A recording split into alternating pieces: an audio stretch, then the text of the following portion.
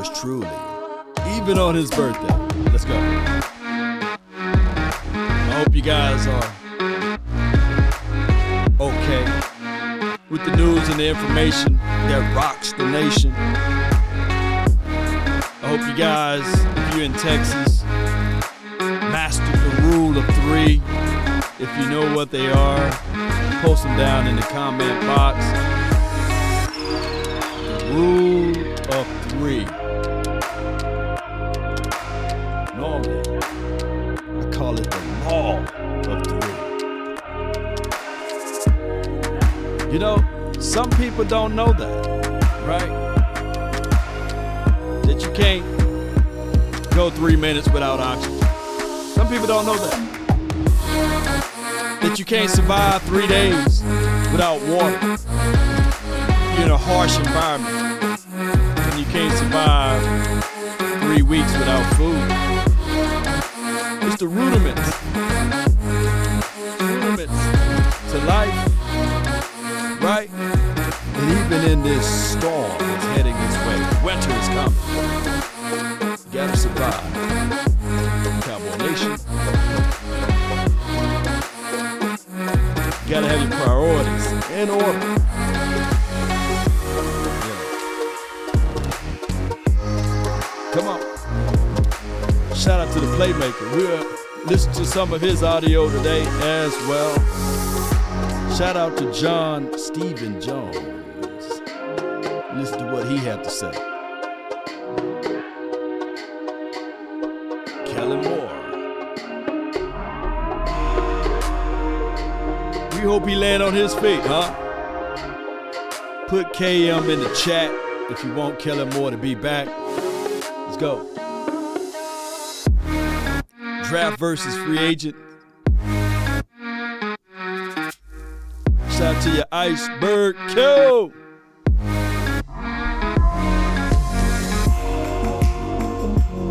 Come on.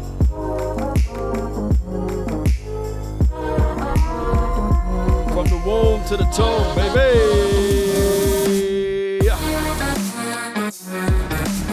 Ain't no party like a cowboy party. Yeah, come on. What's up, everybody? Really do appreciate you guys on this beautiful day. I really do. Hope that all is well. I hope you guys got your generators going. Nearby and already gassed up if you use that type of generator, if you have the solar powered stuff, the Teslas and all of that stuff. I hope all of that is connected. I hope you guys got your cabinetry full with water and non-perishable food or what have you already stored and ready to go. If you are in the Texas area, they gave us administration day today, so we good over here, right? In my department. And when I think of everything is prepare you for the future. When you really dissect everything, you must prepare yourself for the future. And if not, the world continue to spin. The world, regardless of what you're going through in life, it continue to spin. And just like that, an accident can happen, right? And you'll think that the world will slow down just for you, but no, it just continued to spin. And it hit me about 3 hours ago. I was just listening in to all of the news that's going around in the NFL as it relates to them getting sued. Brian Flores is suing the NFL due to,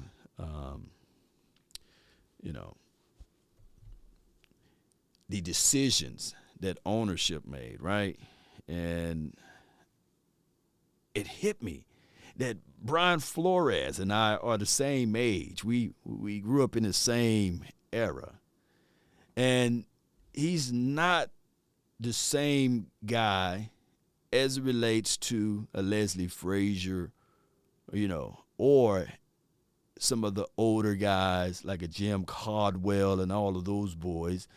They're from a whole different era. And what's happening here is that you seeing that the young guy is ready to fight. He ain't sitting there saying, I'm going to be like the Leslie Frazier's of the world, or Jim Caldwell or Marvin Lewis, what have you, or, Ray Sherman, whatever. He ain't about that, okay, I just wait and sit here and get another opportunity down the road. He's going fisticuffs with the NFL. And one can argue and say, man, why would you do that? It's self-sabotage. These billionaires don't care. They billionaires. How you think they became billionaires? By following the rules? Come on, And it's nothing to do. It's nothing to do with, I hate to say that, It's nothing to do with the hue of his skin. These guys, technically, when you look at it, they got to where they at because of maybe some inheritance, some unbelievable risk. But in most parts, big egos. And I say this all the time, edging God out, right? When you have that big ego, baby, it ain't nowhere. I could tell them, man, the wall behind me is blue. They'll say, nah, man, that's orange. And before you try to get there to explain it, they didn't hire somebody to dye the wall behind me orange. That's how it goes. But neither here nor there, Cowboy Nation. Big ups to everyone that's tuning in. If you have not hit your lunch break yet, be sure that you grab you a cup of coffee and you get back on the grind for your mind. Shout out to you, Jay Carter, man. Thank you so much for your donation there. As I set up, I forgot to set this part up, so y'all bear with me. I'm building the plane while it's in the air. Go right here, go right there, and I hit this button there, and I look for this icon. Where are you? Here we go. Here we go. Bam, bam, bam. Chat. And we looking good. And we go right here. I'm talking to myself as I do this. I don't believe that you guys should do this. Don't attempt to do this while you're flying or driving. There we go. Look at that. Look at there, baby. It look good. Y'all beautiful faces. Dre, Drametta, appreciate you. Peter, Akeem, what's good? Oh, my goodness, man. Cole Cowboys, man, what's good, man? Oh, my goodness, man. Yeah, we rolling in here now, baby. we loaded now. FBI, open up. Let's go. Wrong door. I see the Commanders trying to sneak the star into their new logo. Oh, no, they try to do that for real. Oh, my God. Shame. Shame. Shame. All right, so I want to really jump on this topic and let the playmaker speak, and then we can go into the conversational piece of free agency. We can go into the talk tracks of what Stephen Jones had to say, and we can talk a little bit from 105.3 The Fan on where we were ranked at in rushing. Now, they had us up there, basically. And two things that I have to say about rushing. Number one thing about running the ball, that's basically when I say rushing, it's up here. It's in your mind. You got to be disciplined and stubborn enough to say, hey, it's a weird way to say disciplined and stubborn, but that's just how it is. You just have to be, let me see a better way to, better word to put that there. Committed. You got to be committed to run the ball. That's a better way, right? I can't say stubborn, but when you committed and you committed to your commitment to run the ball, then it will happen. And along the way, you're learning something. What do you learn? Okay, this guy go, he go, You know you got them, right? You know, when you get to that second level and that linebacker, there's a certain grunt that you know that you took the will from them.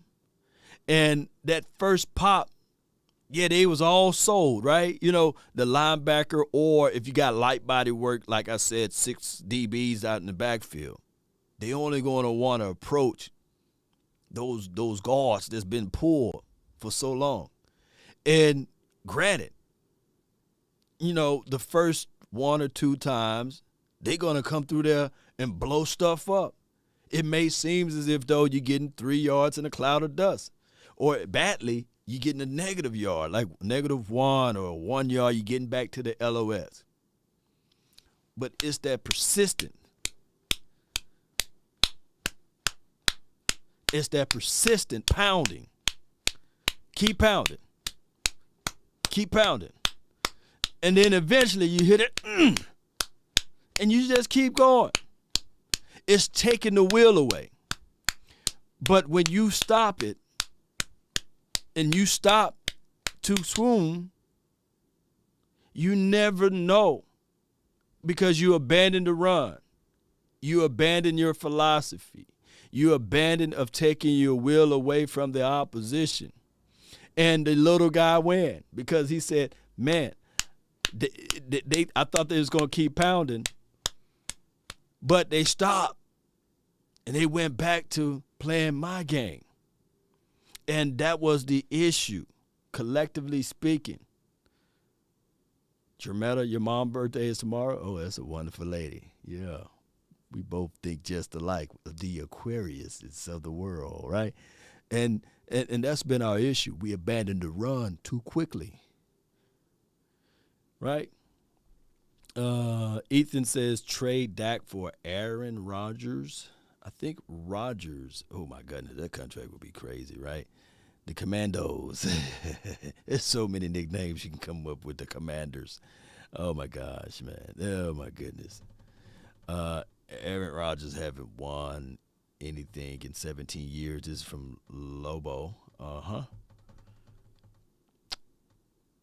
The Cowboys just need to focus in, and we're gonna get into that too. We're gonna get into that. And John Stephen Jones and I already leaked out most of the stuff that you guys would love to happen in a reverse way. He already said it. And when I was listening to it, I was like, So all of this wishful thinking of trade this guy for that and picking up free agent guys for this and that, that's not the Jones way, you know. You know, if you ever come to Star in Frisco, if you're in Frisco, they got a street called Cowboys Way, right? That, my friend, is not the Cowboys way, right? That's not the Cowboys vibes. All right, so we're going to dive into this Brian Flores with the playmaker, Michael Irvin conversational pool, and then we get off. Have you come up or heard a great idea to go ahead and solve this Rooney Rule issue? Listen, man, a lot of people were way smarter than me been trying to figure this out. And the reality is, man, the real reality is we can try to legislate or whatever, put rules down and all of those things. If you can't legislate what's in someone's heart to really try to look past all of these things that we're trying to get everybody to look past and focus on the ability to do the job. You can't. I don't see if we can. I don't know if we can legislate that. If we can make somebody do that, that's just the reality. No matter how many rules you put in place, no matter how many meetings you have about it, no matter how much we talk and write about it, we got to get to people's heart. That's just the reality of it. Yeah, that's a really good way to put it. Do you think that Flores is setting himself up a little bit to be the Kaepernick of coaches? That, I mean, this could be the end of him coaching moving forward. And what do you think of that move? That's exactly what I said. And that's exactly the term. That's exactly how I explained it. That's exactly what he's doing. I mean, I don't know. I mean, how do you hire him now with this out here? And Brian Flores, if there's he definitely deserves to be a head coach.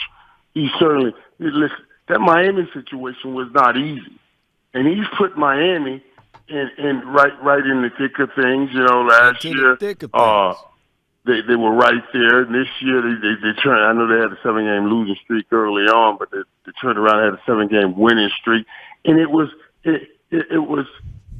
now with your quarterback taking over. Now you're trying to merge into immerse him into becoming a starting quarterback. Tua is basically still a rookie, right? And he's won with that rookie quarterback some kind of ways, figured out ways to win games while this guy is learning the game. He's one of the better, certainly he's one of the better coaches in this league, and having him in this situation, which means he will not be coaching on some team, takes another qualified and quality African American coach out of the picture. All right, so when we break down everything, I think that the Dolphins roster, man, that doggone roster was pretty good, man. They got the young Waddle kid, right, and they drafted a few situations as relates to. On the defensive side of the coin, they made some movements. And when you look up the Dolphins' overall team, I mean, last season, of course, you can argue and say, well, they started off rough and rugged. But for them to ultimately, I think for a long stretch of time, on the defensive side, they were the number one team in defense for the long stretch of the Dolphins season last season, and dealing with what they were up against, knowing that the ownership or whoever the guy was that was saying that, hey, Brian, dog, come talk to me right quick, bro. I'll give you, and it was the year before, I'll give you $100,000 to tank. I'll give you $100,000 to lose. That's more egregious than anything, right? For me to come to you and say, hey, I want you to tank this thing all the way out. And it goes to show you that sometimes when your intentions are just flat out wrong, even based upon the results that you are looking for, sometimes the things that you're looking for still you won't get because you're doing it in a sleazy way, right?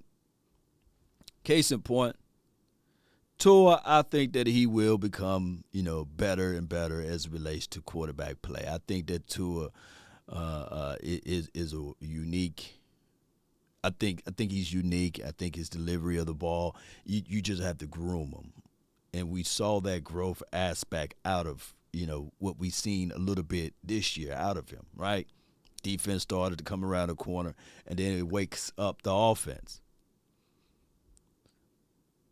But at this same token of conversation, didn't they pass on Justin Herbert? Y'all can let me know because I really don't follow them that much.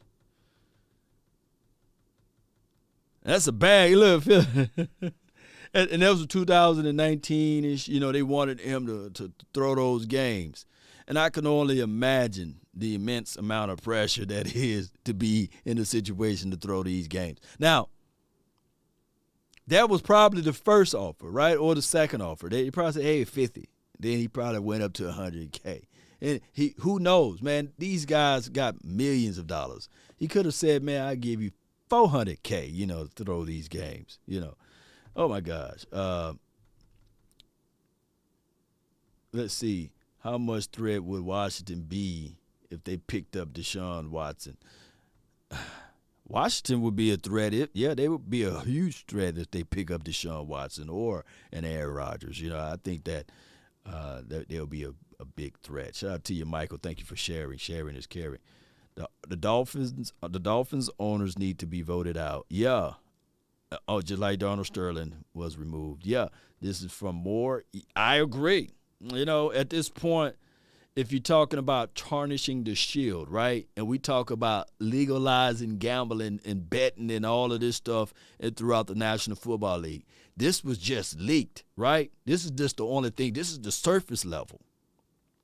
Across the board that more egregious things is happening. You're right. More things like this is happening. This is just what's exposed to us now, right?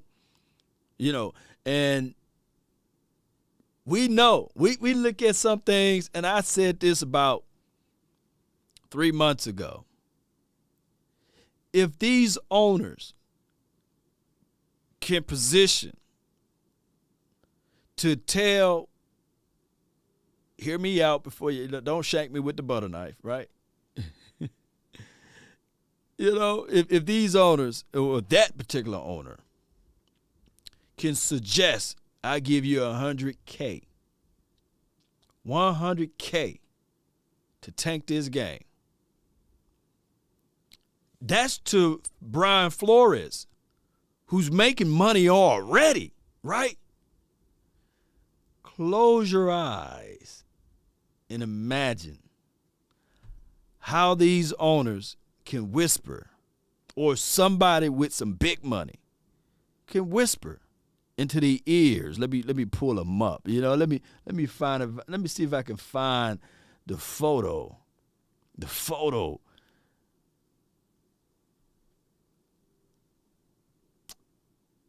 How much money? How much will it take for an owner to say, "Hey, aficionado, when the Cowboys play, I'm not going to give you the money directly, but your cousin, twice removed, I got $100K per game that if you lean more toward calling the call against the Cowboys, I'll make it 150. Did you take the deal? You look at his face. He think he gonna be like, Brian Flores and say, nah, man, I'm good, man. I'm a lawyer, I'm a judge. I make maybe $280,000 a year. I'm talking about per game.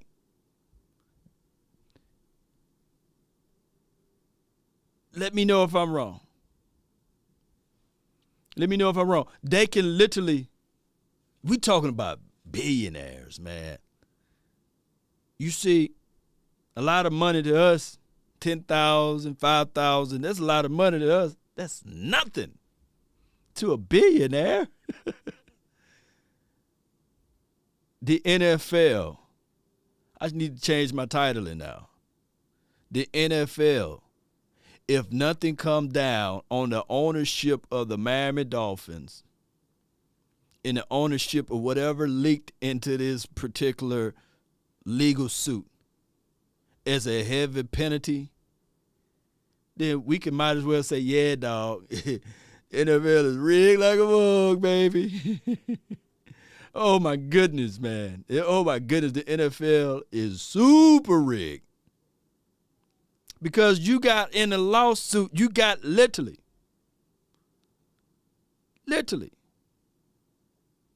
this dude saying that, hey, he is offered $100K to throw the game. And technically, what Bill Belichick did, oh my goodness. Brian Flores. How old is Bill Belichick? I know sometimes when you're texting somebody, he didn't double check and he got both of the names in the chat. Brian, you know what I'm saying? Oh my goodness. Congratulations, you got the job, man. Basically, I'm paraphrasing. You got it. Good job, man. Brian Flores like, dog, I haven't any interview yet, man, basically. Oh my goodness, man. And now the Miami Dolphins is in a weird situation because you got Kellen Moore, right? Aaron Lewis is at Kellen Moore. Is that breaking news? Because if Kellen Moore, let me check because you must be lying to kick it. If Kellen Moore becomes the head coach while I'm talking right now, I could throw out, if he come the head coach of the Dolphins, that would be crazy. Let's see. Or you catfishing me, Aaron? Let me see. Because I know some of these guys, they couldn't wait to say it, Nah, he haven't said anything. It'll be all over here. He ain't the head coach. He ain't the head coach. Not yet. I don't see any breaking news yet. But you don't see nothing? Yeah, okay, good. Yeah, don't catfish me, baby, But I feel you. All right, so Kellen Moore, it's the battle for the head coach for the Dolphins. Now, it's down to two situations. You got Kellen Moore and you got Mike McDaniels. Now, Mike McDaniels, he can literally use the fact that, hey, wait a minute now, y'all just canned Brian Flores. Yeah, he a brother, but I'm biracial. I'm a brother too. What y'all gonna do to me? I know Mike McDaniel don't look like a brother, but he's a brother too. He can say, all right, cool. Y'all want to clear up this stuff with the National Football League? Hire me. Mike McDaniels may have a leg up over Kellen Moore just because of this news that just hit a couple of days ago by Brian Flores suing the National Football League. We mix, law. Steve, some people say, hey, man, please take Kellen Moore. Oh, my God. A lot of people didn't know. And a lot of people didn't know Brian Flores. They knew Brian Flores was a brother, but they didn't know about Mike McDaniels. Michael Irvin here. So he does become the Kaepernick, is what I'm saying. Yeah. Which of the allegations bothers you the most that were made yesterday with the Dolphins and the Giants and the Belichick text, or maybe the Broncos stuff? Which of those bothered you the most, if any? They all bother you. And I don't know if you can pull out and say, well, this one bothers me, because all of them has something to do with the main course. Trying to get people to look past these things and just focus on the ability to get the job done. That's what we've all been trying to do. That's what we've all been talking about for as long as I can remember. I don't know, man. All right, so when they say Broncos, they didn't get into details of it, but what happened with the Broncos? Brian Flores go into the interview, and the Broncos were an hour and 30 minutes late for the interview. And Brian Flores, I guarantee you, he had his three-piece suit on, his shoes all shine to the T, dressed the part and everything, fresh haircut, fresh line. He told his wife, his kids, or what have you, hey, I'm finna interview for this Denver Broncos job. They said that they love me, and they said I'm a high-profile guy. I can't wait to see what I can do in this particular interview. Them jokers come up an hour and 30 minutes late. It could have been later than that. Not only did they come up an hour and 30 minutes late, they come drunk.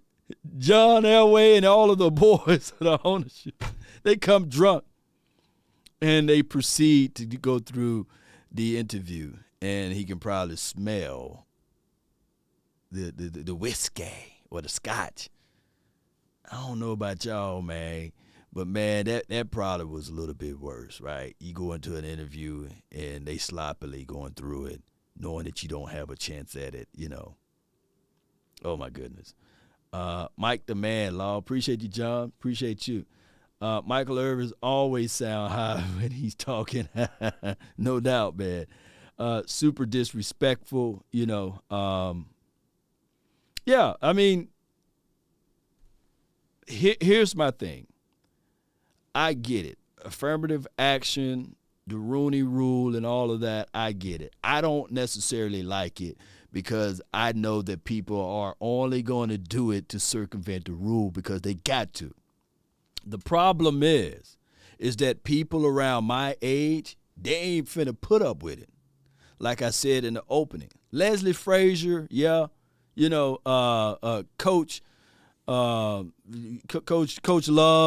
he might deal with it, who else? Jim Caldwell, they might deal with it. They older guys. They might look at it and say, man, they seen some things in their life that they would say, man, that's just the way the system is. I ain't finna go down that road.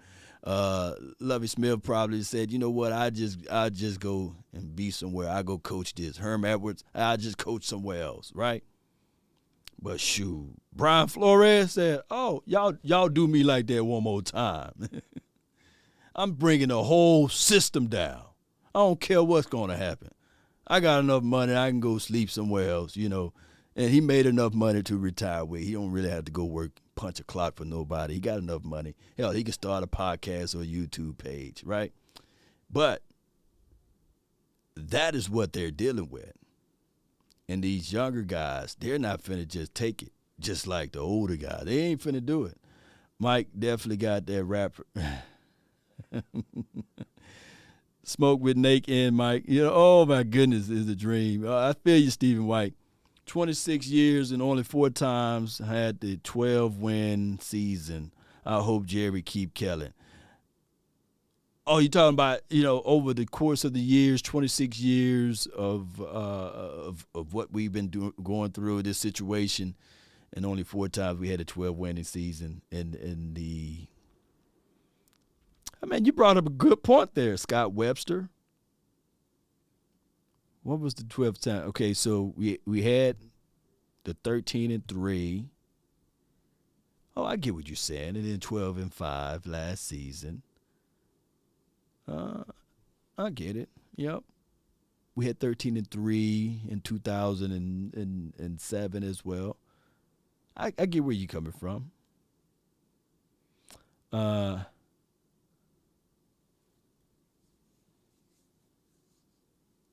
Yeah. I'm excited about this season. We have a leg up. I feel you, Stephen White. I feel you. Let's listen to the rest of the playmaker. Do you think that, considering how the league is, do you think the allegation of the tanking, the paying him off to tank, is that the one that might get the league's, I don't want to say attention the most, because they should all get the league's attention, but is that the one that might scare the owners the most? You know what, Chubby? It's like a lot of people have never been in those situations, but it's just like any other case. You're trying to wonder through what's real, what's not, what's bull, and what's not. Sugar. And a lot of stuff that is being thrown out. You sit back and say, well, I don't know if this is true. I don't know if that's real. I don't know whether that's true.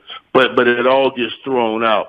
So obviously, we know, we hate to hear the word tanking, but that's a reality. We know that that's reality. Around here, we were talking about it just a couple of years ago when Dak was down. We were like, well, when I'm talking to you guys, why are we trying to win these games? Yeah. Why can't we? We're not going anywhere. So I know everybody will start coming down. I can't believe they were talking about this stuff when every last one of us have put that in our mouths. You know what I'm saying? Now, we ain't talking about taking payoffs for it, but we are obviously talking about trying to strategize to get a better pick or to make our team better. And people throw that out when it's time to strategize to get a better pick or try to make your team better. That's a part of it, even though nobody likes to hear it. It's real. How does this get fixed, Mike? All right, so that was the end of that. Let me send you guys the audio clipping of that so you can listen to the full clip without me pausing and rewinding. Appreciate everybody that's tuning in. The name is Law Nation Sports. The Miami Dolphins. You guys all for tuning in. Here's my thoughts on the nature of tanking. I think the year we went 8-8, it was 2019, and the following year the draft came around. We still drafted Trayvon Diggs. We drafted C.D. Lamb and Trayvon Diggs, right? And that year we went 6-10. I believe this past draft, we still were able to draft Parsons. And of course, Kelvin Joseph, we still have the jury out on him of what he would do in a full season.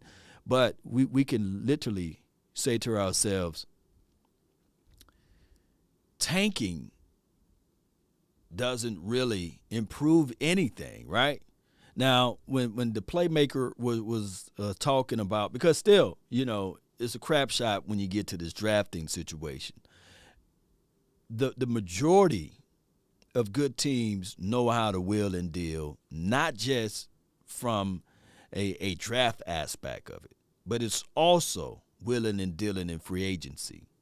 The draft is one part of the problem, right? But the other part of the problem would be free agent. You got to know how to balance that thing. Appreciate everybody for the happy birthday wishes, man. I really appreciate that. Tanking shouldn't be an option. Right. So when you have that defeative mindset, I think that it spreads when you have the ownership saying, okay, coaches, I want you to tank. And then the coaches will tell the players to take off on this or to substitute. And they got this thing called organic tanking, meaning that you put in somebody that's less inferior and you start somebody who you know for sure shouldn't be starting. But how did that feels for the player that knows he's better than the other person, right? It sullies the waters. So I just believe you fight and you play to win every game. You do. And when you get to the free agent aspect of it, you fight and you try to get the best player available in free agency, just as you do as it relates to the draft. You trust your guys who did their homework, right? You don't window dress it. You don't sit back and say, all right, cool. Although I got this guy high on my draft board, right? Let's say, for example, it's T.J. Watt versus a taco, and I got T.J. Watt high on my draft board. But I'm looking at my scheme, and I'm looking at my system, and I'm looking at the guys that we already got. And you say, well, for my scheme, I like Taco. But what did your tape say? Who is the better drafted, or who's the better graded or the higher graded player? T.J. Watt. You go get the better player. And then from a general manager, the owner, the coach, you say, I trust my positioning guys, right, to elevate this player when he get out there on the field. You will sleep better at night knowing that you picked the highest person on your draft board versus window dressing it and saying, okay, according to scheme and according, because your scheme may change. The opposing team may pick up your scheme.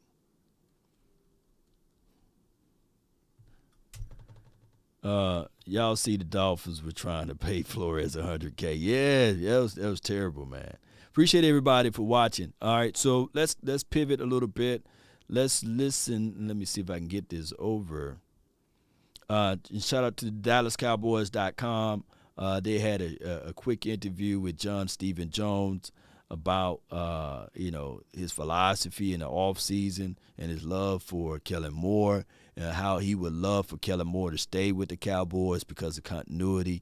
And he brought up Jason Garrett like it was a good era, but he brought him up. So let's listen to what he had to say. We had some moving parts right away and knew they were going to be happening. We were where it was going to happen before even we played our first playoff game. So it was just outstanding to hear that he wants to be back, going to be back, wants to be back, and, fired up about where we started. Obviously, we had a long ways to go with this defense. When the season started, we really struggled the year before. And, just really felt like Dan was the right guy for it, and he came in and was everything and more, to our defensive football team. Y'all can hear audio? We could have hoped for. And I think the guys, we've got a good young group over there. They like to play for him, as we saw this year. They played at a really high level, and the great news is I think the era's up. I mean, I think we're only going to get better as people get more and more accustomed to what he wants, from them. And the good news is hopefully we can, even improve, the personnel from that standpoint as we move forward. And now that we know kind of what Dan is looking for and the type of personnel that we want to have and the defense that we ultimately want to be. Glad you said that. All right, so that was Stephen Jones on Dan Quinn, and we can all see with our eyes, right? The defense improved. Defense improved. We can see that, and shout out to Dan Quinn. But I'm not sitting here giving all of the credit for Dan Quinn, right? We got to look at it like, yeah, the guys is in the drafting room, the guys who's on the staff, like the positioning coach, George Edwards, who used to be a DC, by the way, and the Joe Witt Jr., Al Harris, all of those guys, Durday, all of those guys work together. And shout out to those guys. Let's go. I mean, we're at the Senior Bowl. I know the coaching staff isn't here, but just when you think about the draft process, what does it mean to have continuity and kind of keep building with the same guy the way you did last year? Well, Jerry and I are big on continuity. I mean, I just don't think it's if you can avoid having to make changes, it's huge because we all know with change comes changes all the way throughout. Your football team, if you decide to make decisions like that. Obviously, we had Jason around here for a long time, and obviously we want Mike to be around here for a long time, and then to be able to have, his staff intact for the most part. We still got some moving parts, obviously, with a couple guys out there, including Kellen, but, our hope is that we can keep Kellen and, keep this continuity going and build on what we ultimately know we're so disappointed in that we've had a good football team this year. We just, weren't able to win a playoff game. But you look. All right, so what are the key things? And turn them up a little bit more. The key things that he said,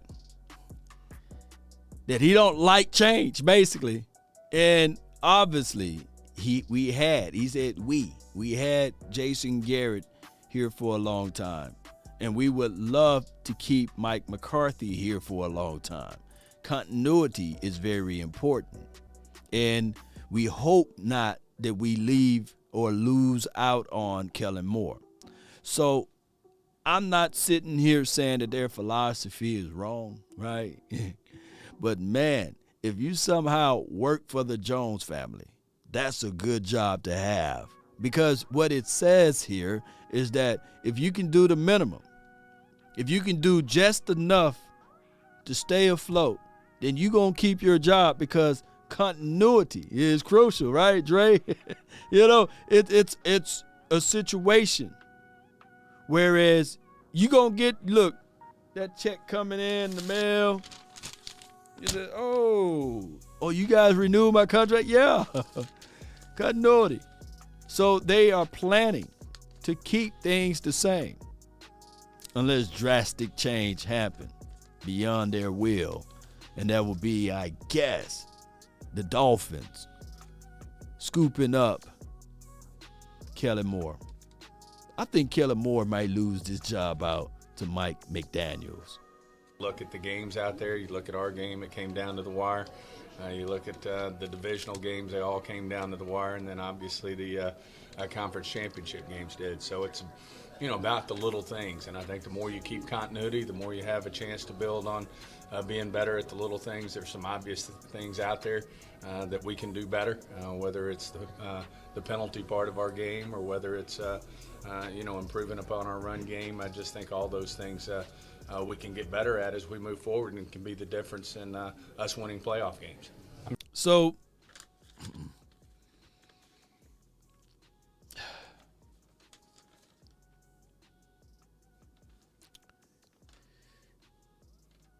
penalties.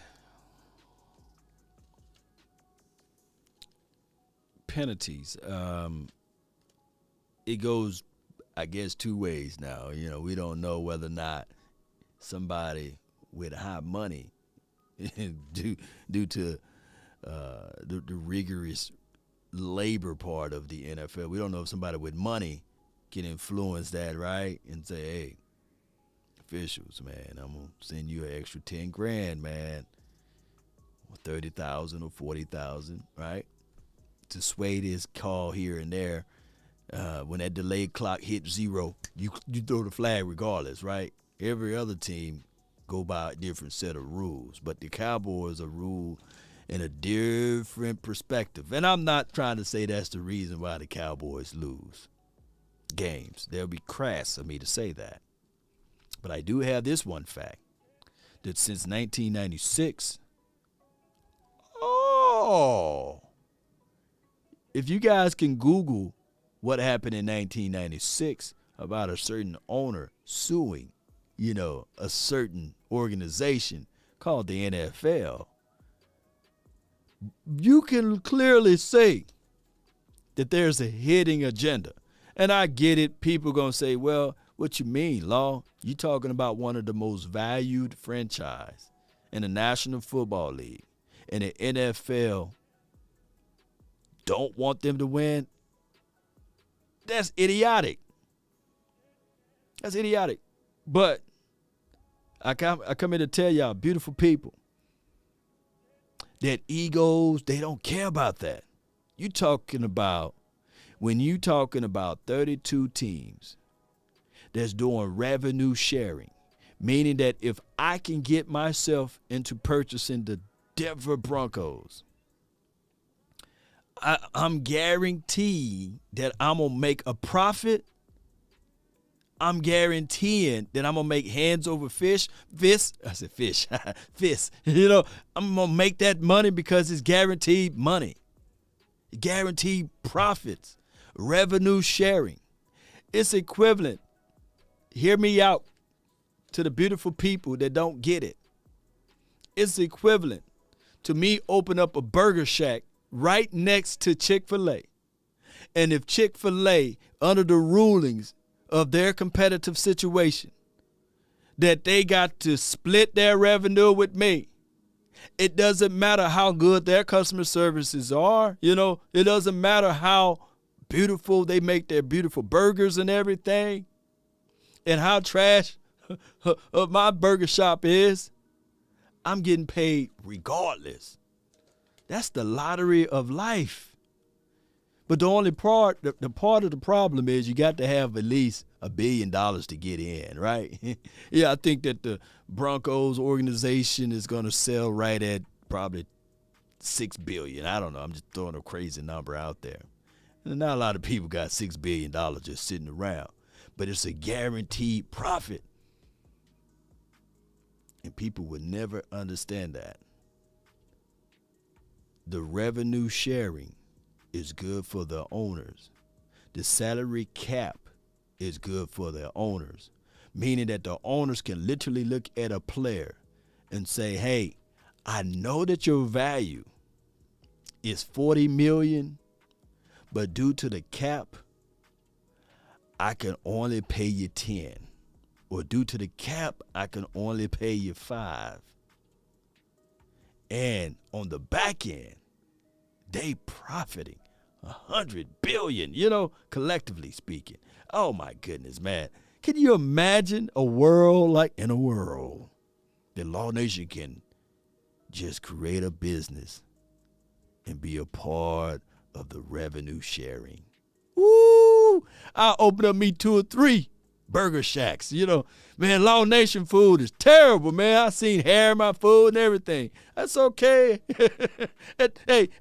Hey, I'm getting my profits off of Chick-fil-A. I'm splitting my revenue, Oh my God. I'm sure, there's an element of this you can't comment on. You mentioned Kellen, but how does that work at this late in it's February now and some things are still up in the air. Are you just waiting to see what happens with that, or do you work on contingency plans? I guess just how do you approach not having that finalized? The great news, and that's why Dan, not that Kellen's not a huge integral part of this, and we certainly want to keep him, but the great news is, Mike's, he's an offensive football coach, and called plays for Super Bowl teams and championship teams, and so it gives you a little more safety net, if you will, versus where we were on the defensive side of the ball. So certainly it's great to have Mike and what he's all about in place, and then hopefully not that I'm not rooting for Kellen. I think the world of Kellen, and that's why we want him back. At the same time, not rooting against him. All right, so somebody wanted to challenge it, and okay, it was November 1995. I had to stop it. Cowboys Jones sues league NFL properties for. Oh, I was thinking that it was okay so they settled for $300 million. Y'all don't know, man. You see, people fail to realize $750 million, man. That's just shy of $1 billion. Look, he won. He won this lawsuit, by the way. And y'all think that the NFL said, you know what? All right, cool. We gonna view you fair and reasonable now. You got our attention. It's equivalent to Brian Flores getting a real good shot to be a coach now. Somewhere amongst these 30, I guess, I'm not gonna say 32 teams, but because I know the Miami is out of the equation and the Giants. So amongst these 30 other teams, y'all think that he really gonna get a fair shake at it now? Y'all think? So when y'all be complaining about the aficionados and everything, and y'all saying, well, nah, law ain't nothing to do, y'all think for sure that this guy that's controlled by another guy is going to say all is forgiven. We're going to fairly wage this thing properly. This is going to be a fair and reasonable assessment to the Cowboys. I guarantee you they trying to get all of their $750 million back plus more with interest. Y'all think when we watch these games and y'all run around here saying that the Cowboys get a fair call no. What other owner, and I seen JD said it was Al Davis that sued. Let me know how that worked out for the Raiders too, Y'all think that this thing is going to be shaken down fairly? Come on. Look. Let me just pick on somebody in the chat right quick. Yeah, Nick Rich. If I sued your family for, let's say, $50,000, and you owe me $50,000, and you in the court made you pay me $50,000 for the rest of your life, you probably say, man, that Law Nation, I got him. Mm-hmm. He may not see it now, but I got him. He sued me for 50. Okay. You gonna hold that grudge for the rest of your life, probably. Especially not just 50,000. Can you imagine? $750 million. Woo!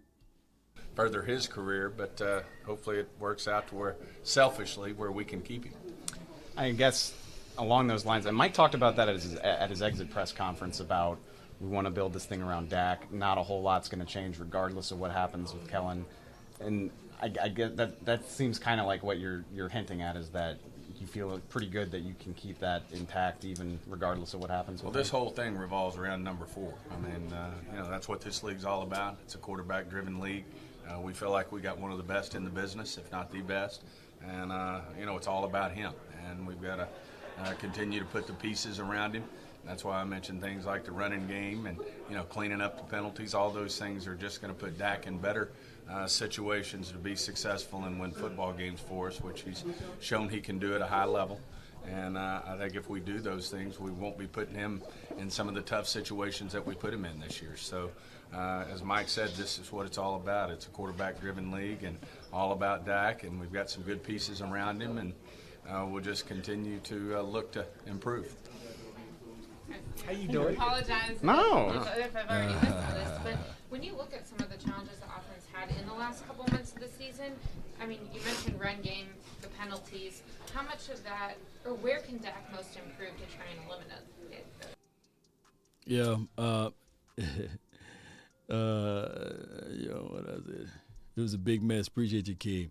I see that a lot of people saying Russ is not coming to Dallas. Never was even an option.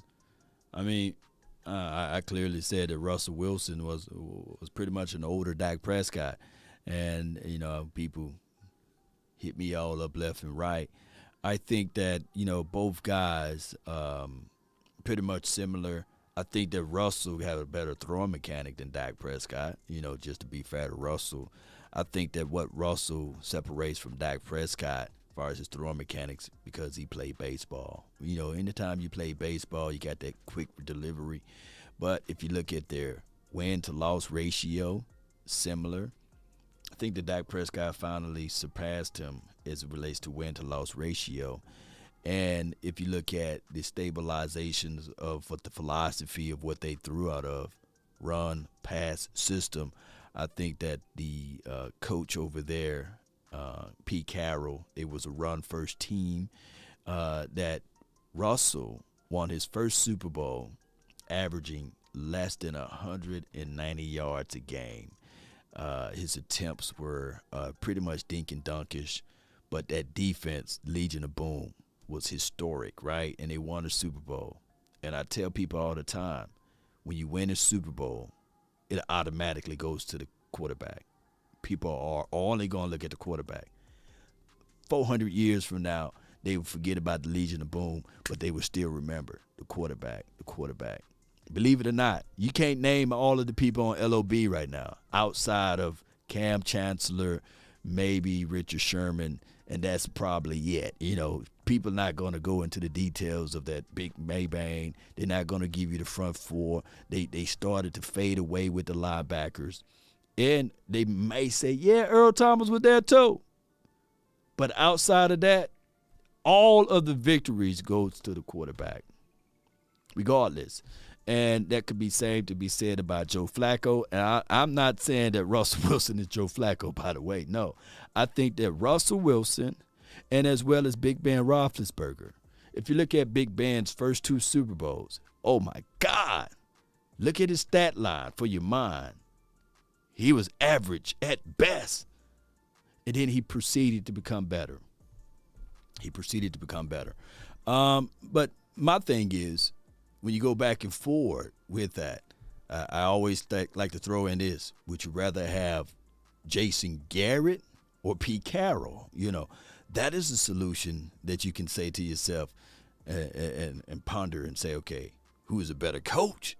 Pete Carroll or Jason Garrett? And then we can start going back and forth. And the craziest thing of it all, we see now how valued coaches are on the defensive perspective. Think about this, Cowboy Nation. We got Dan Quinn now.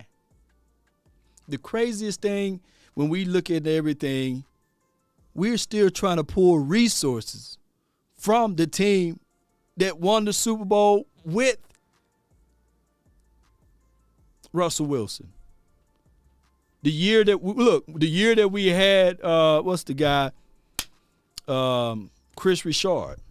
We was trying to pull resources from the Seattle Seahawks then, right? And the team improved. Yeah, and then Park, he put the final icings on a cake and said, yeah, in 2018, Dak beat Russell, right? I say this all the time. It would be unique that we fool around and let's say, for example, we get Russell Wilson. And here goes Dak Prescott on an opposing team, and we go to the playoff, and then Dak beat Russell Wilson again. And we even said, okay, we moved the furniture around on the Titanic. Here Dak go with whatever team he goes to, and here they go beating us again in the playoff, right? Now it's Dak, So the same feeling that a lot of people have for Cheeto Awuzie, right?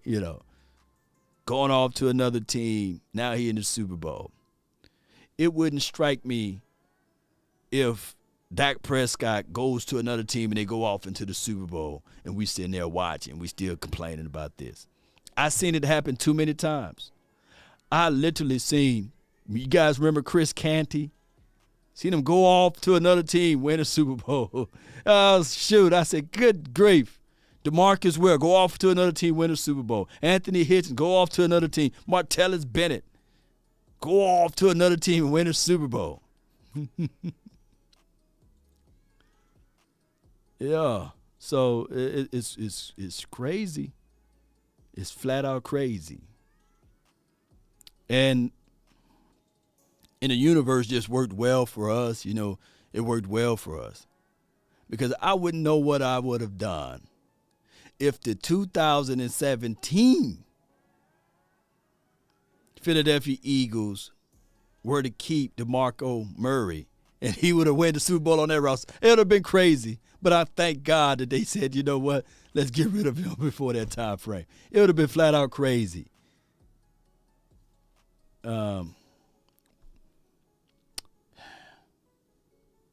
I think, it's like I just said. I think, we put Dak in some tough situations with penalties, with having some struggles in the run game. We had games where we ran the ball well, but we've got to be more consistent. And if you're running the ball well and you knock the penalties out of a lot of these games this year, I think we give ourselves a much better opportunity to win the game, which obviously, all relates to Dak in terms of not only. I like what you said, Jerry Jones drafting these players for other teams. But that is part of the issue. Free agency. And being able to wheel and deal. That's part of the issue. And we tend to hold on players for so long we get nothing in return. But we say we got our compensatory picks, and that is an issue. That is an issue. Now, my expectations for the last 27 years always been Super Bowl. But going into this next season, Super Bowl is in the mind. But I feel that these players should look at it like this and say to themselves, let us just focus on winning a playoff game, right? We win playoff game, right? We gonna get to the playoff. There's no doubt about it. We going to the playoff, right? That should be our mindset. We going to the playoff. But the next step of this journey is winning the doggone playoff game. Winning the playoff game. Because it's crazy when you hear people in middle school saying that, hey, I'm finna graduate from college. And you got C's and D's and F's in your middle school. Yeah, it's good to speak those things into existence, but focus on what you're doing now. Let's focus on getting out of the middle school and getting to the high school first, right? Before you try to leap beyond. Only winning games, but put him in situations to move the football and score points. How much do those types of things change the way the quarterback sees the defense? Because when Dak was talking about it after the Arizona game, it was like, on one hand, he's been doing this 6 years, but on the other hand, the defense are going to show you different looks if the run game's not what it was. Well, absolutely. That's why it's so important. And we're not the only team. There's 31 other teams at this combine that want to run the ball. I mean, that's if you look at the motto, the theme of all those playoff games, all those, whether it's the 49ers who beat us, their theme was run the football. The Rams, they want to run the football. Now, once you start to run the football well, then it opens everything else up and, makes it easier. And then again, the penalties, I go back to that is we've got to clean that up. I mean, you put yourselves, holding penalties are drive killers. And we've just got to clean those things up, and I think it'll certainly impact some of the games that we weren't successful in. When y'all, and especially Jerry, kept saying last draft, pressure, that's the vision we had for Micah.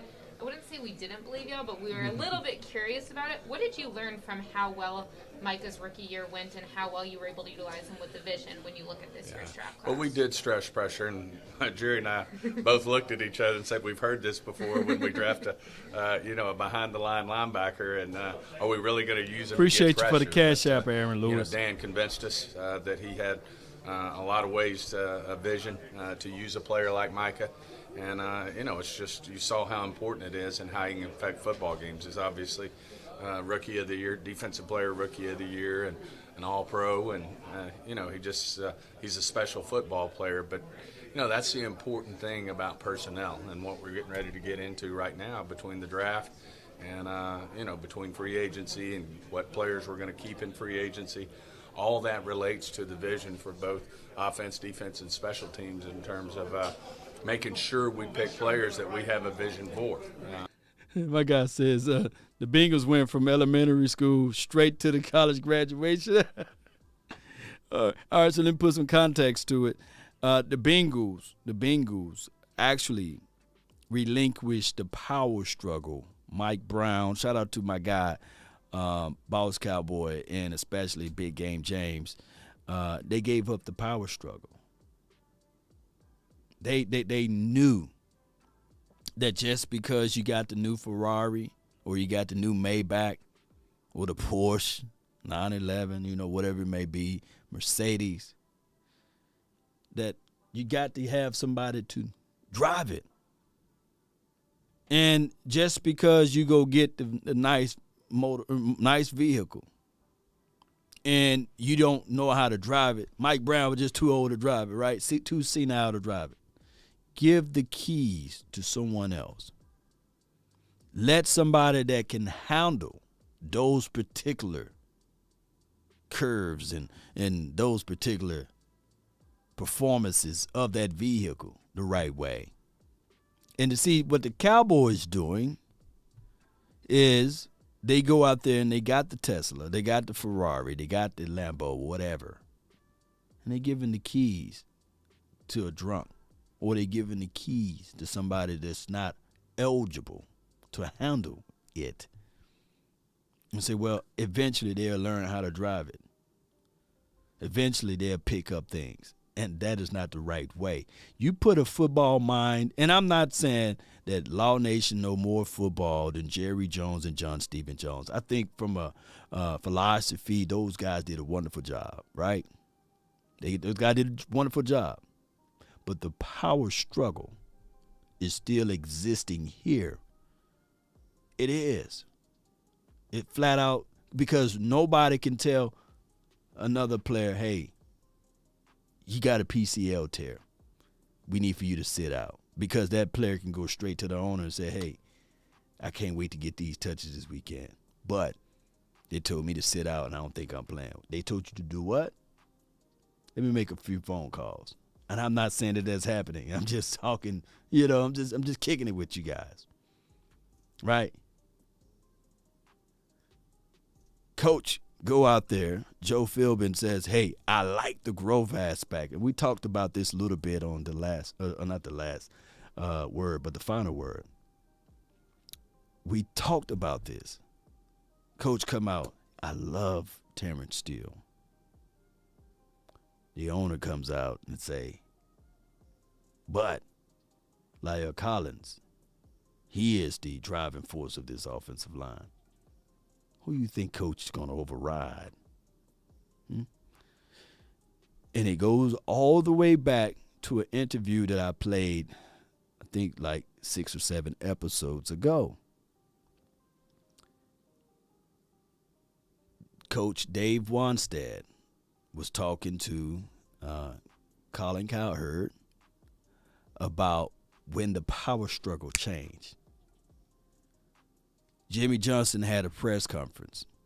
Well, he was talking. Jimmy Johnson had a press conference. Jimmy Johnson was talking to Dave Wanstead and said, hey, I'm about to chastise Troy Aikman because I cannot allow Troy Aikman to throw interceptions. Troy Aikman, first-round draft pick, baby. Troy Aikman, wonderful quarterback, brilliant marketing piece. But it was all cut, as we call unsullied, right? It was all chopped off by the owner. The owner said, no, Troy Aikman is expected to play. Troy Aikman is this and that. He do nothing wrong. He do no harm. That takes the message away from what the owner and the coach was trying to establish. The coach was trying to establish one side of it. The owner was trying to establish the other. But what is more important? For the owner to have his message about the players, or for the coach to have his philosophy about the players? I digress. You've got to make that happen, or they don't end up playing, and then you say, well, why didn't you draft better? But when these guys hit the field and they played, then obviously, boy, y'all knew what you were doing in the draft. Well, it all kind of relates to each other in terms of coming together. There's obviously 100 different ways you can manage the cap and figure all that out. Do you feel good about where y'all are at right now, and do you anticipate you can make that work without having to make any tough type of decisions? Oh, we're going to have to make some tough decisions. I mean, we're not going to be able to keep everybody we'd like to keep. I mean, that's part of it. I mean, you want to make hay while these quarterbacks are young in their first contract. But, once you start to have some veterans that you're paying, which we are with Dak and DeMarcus Lawrence and that offensive line. And, we all want a number one receiver, and we're fortunate that we've got 3 great receivers. But we're going to have to make some tough decisions. And, the cap's a real thing. And unfortunately, with COVID, the cap kind of stalled out a little bit. So that's most of these teams, cap experts, they build in to the fact that cap's going to keep growing. And when it hit a little bump there with COVID, with the revenue going down because of, all the restrictions we had during the pandemic, then it's real. All right, baby. If y'all believe in what he said. You must be out of your goddamn mind. Because I got to play this. Shame. Shame. Shame. The cap can always be circumvented. You got a team that's in the Super Bowl right now. Shame. Oh, my God. Shame.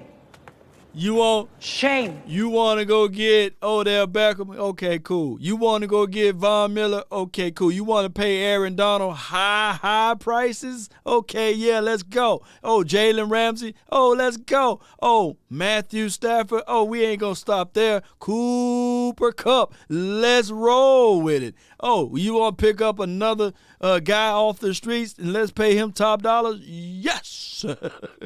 Nobody is stipulated with the cap pressure like the Cowboys, allegedly, right? I literally seen teams that was in the red all of a sudden flip that money around, sign this guy, substituted this guy, move this money around. It can flat out happen. You can do pretty much whatever you want.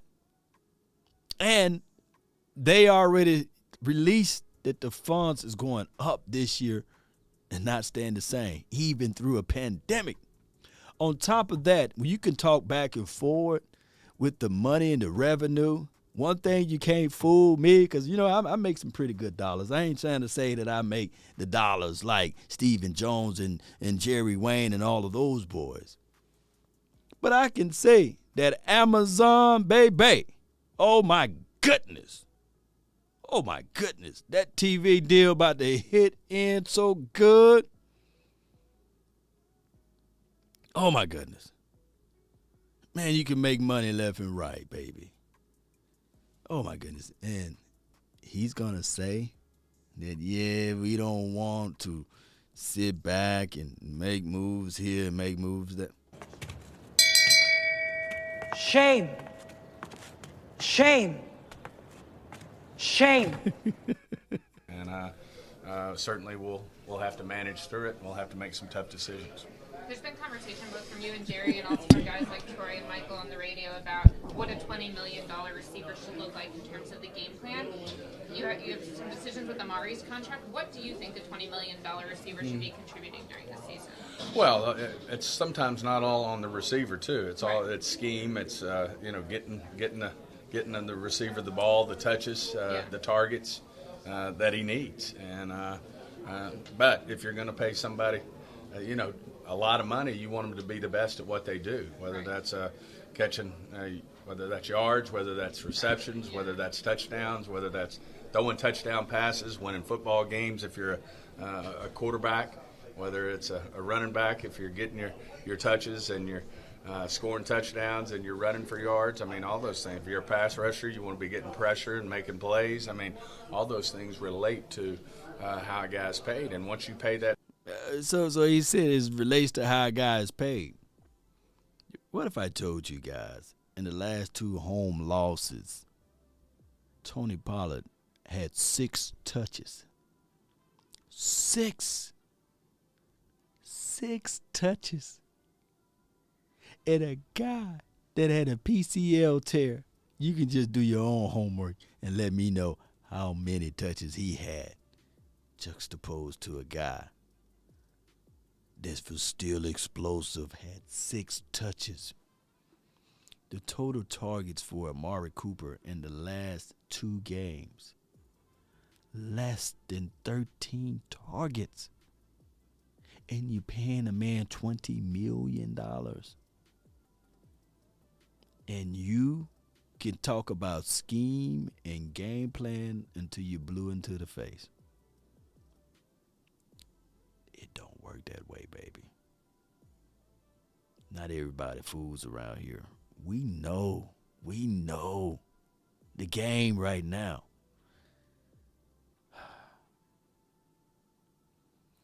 So what will be the difficult cuts that you're going to have to make? Will it be DeMarcus Lawrence? Will it be a wide receiver? Because he said cuts. Now, when you talk about signing, I look up the top 30 Pro Football Focus rated free agent list, and including ESPN top 30 free agent list. Don't you know that in that top 30 class, you have Randy Gregory, you have Dalton Schultz, and you have Connor Williams, and you have just outside of the top 30, Jaron Kearse. Now, I don't know how Connor Williams is a higher graded as it relates to top 30 player on the free agent market. But if the Cowboys go out here and signed Randy Gregory, which I can level with that, and they go out and sign Dalton Schultz, I'm quite sure there'll be a riot if they sign Connor Williams, right? I think he's gone. And say, well, we signed Schultz and Randy Gregory, and we just don't have the funds to sign anyone else. But we did make big moves on our free agent by signing our own guys. How would you guys accept that? How would you guys take that? How would you guys swallow that one? Player a lot of money, then with that comes high expectations, and they know that. These players know that. They compete at the highest levels. DeMarcus Lawrence does. DeMarcus Ware did in his day. I mean, with that, Tyron Smith, Zach Martin, both were made the highest paid at their position. With that comes accountability, and that's the tough part of our business. As much as we respect these men, they also know that we've got to run a business, and we run a. There's only so much to go around, and we've been saying that since day one. And but the right guy has the money right now, and that's number 4. And from there, we've got to put the right pieces around him. He was Dak obviously was healthy and played the second half of the season, but between what happened in 2020, the shoulder in training camp, the calf during the season, how do y'all feel about just the wear and tear of the last 15 months for him and where he is right now? I think those are freak injuries for him. I mean, obviously, anytime a mobile quarterback puts himself in harm's way, then there's a chance you're going to have a weird tackle. I mean, that was So what I broke down, he did say he paid the right guy, and he paid 4. So paying 4 is the reason why you won't be able to bring in any free agent guys, according to what he's saying. And I hope I'm not leading the guy, into saying that, but that's just what I interpret. Now, I'm on record of saying that you paid Dak Prescott before the introduction of 2018. Not when he started those first 3 games and then his agent, what have you, reneged and said, you know what, the price went up, I'm not saying it at that portion, because you guys all remember 2018, right? And then through 2018, The 19 hit, and the price just kept going up. But the Cowboys, if they were to just rip the Band-Aid off at the end of 2017 season, because think about it, you want to pay a player before they get into that thing. And I literally believe that Dak Prescott could have had, I think that Derek Carr contract was like 28, 29 million, or it could have been the Jimmy G contract, 27, 28 million. If the Cowboys were to go ahead and do that, I think that would have been a better outcome as it relates to what they did of letting this guy bet on himself, and it didn't work out right for him or what have you, and it ended up us paying this guy after an injury, right, hoping for the best. It just goes to show you that you can't now all of a sudden look back at it and say, all right, well, we paid you. Now you got to really do it with all of these weapons.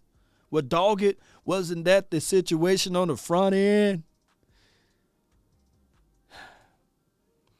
Dak has a no-trade clause. I didn't know that, Austin. Appreciate you for that information. He put Dak mental on 2016 season. We might win it all. The run game was unstoppable in 2016. They knew we were running and still got 5 a clip. This is from my guy Philo. I feel you on that. There's no big savings in cutting folks. They have restructured D-Law, Amari, and Zeke.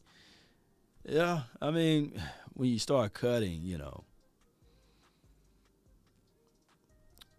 the best way we can put this from the aspect of, shout out to you from the 615. Appreciate you for sending the happy birthday wishes. Thank you. Shout out to you, Sadiqua. Appreciate you for sending the happy birthday wishes.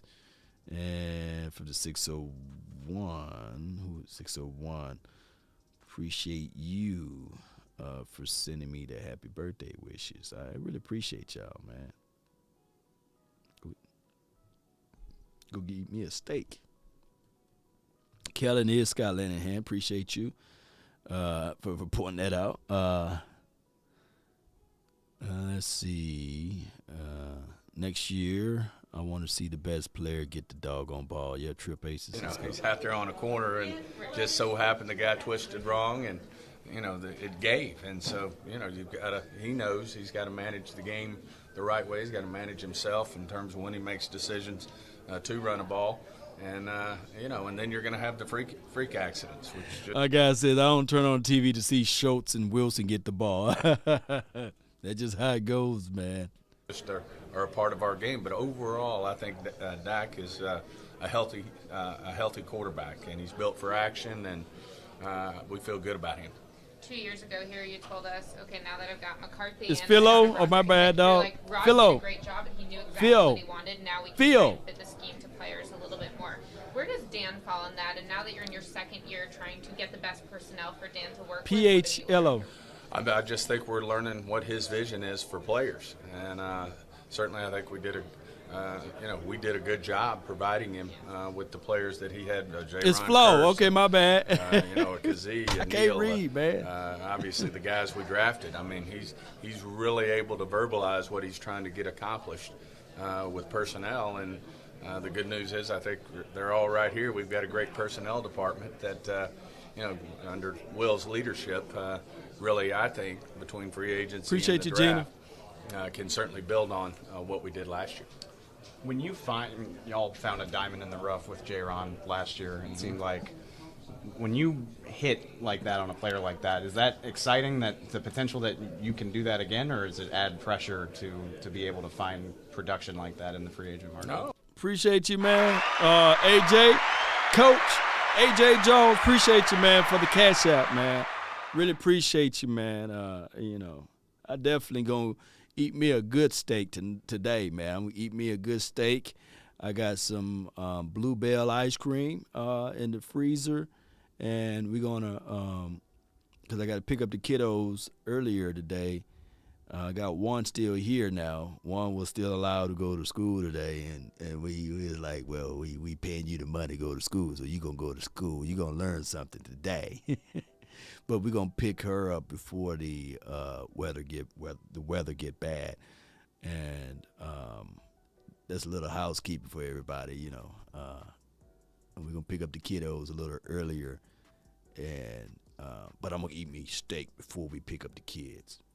Yeah, cause the kids be like, I want some. They get some. Like, nah, I don't like it. You know.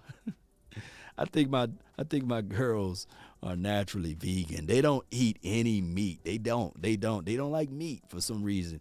But they love to pick at it and look at it, and they say, it's nasty. And I love my girls, man. But you know, y'all know how that goes, right? They very picky.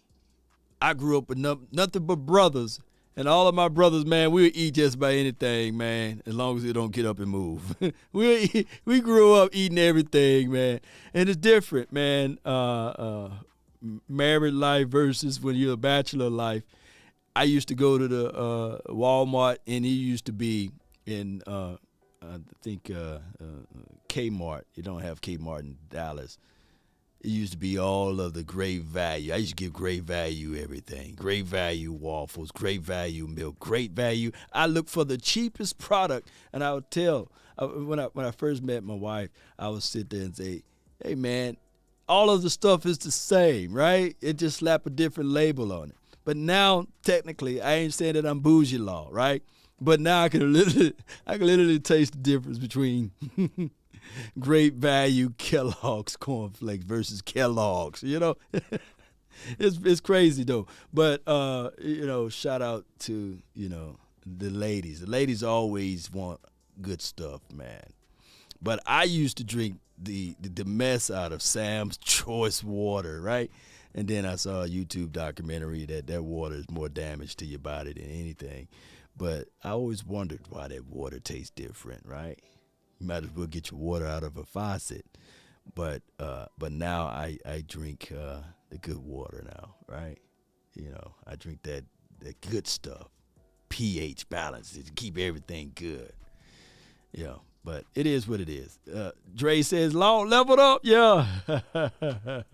And that's what I want the Cowboys to do. Level up, baby. We got to get out of the great value stage. See, it all ties in. See, this is our issue. You know, we go grab the great value players.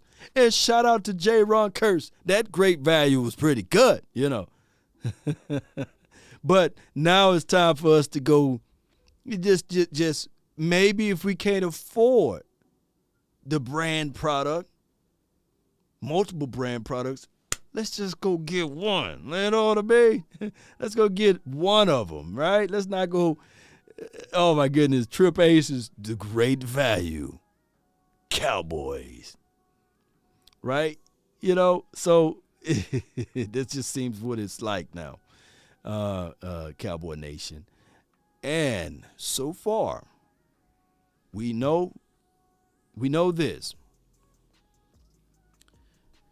Since 2016, we only had one losing season, right? We went 6-10, and it took a pandemic for that to occur. So I can tell you guys right now that with the great value philosophy, right, in playing your own guys and changing some coaching stuff out, that we going to the playoff next year, right? But we got to win a playoff game. And I'm trying to get into the head of Stephen Jones, right? Because I know for sure, first week of the free agency, he's not going to move. He's not going to move. But our biggest hope would be this right here, Cowboy Nation. If the Rams win the Super Bowl, it would then change, because it's a copycat league, it would then open up his eyes, and everybody would have to sit back and see, they won the Super Bowl by being a little risque, by not going only after great value products. So hopefully, the Rams win the Super Bowl in order for him to open up his eyes. Now,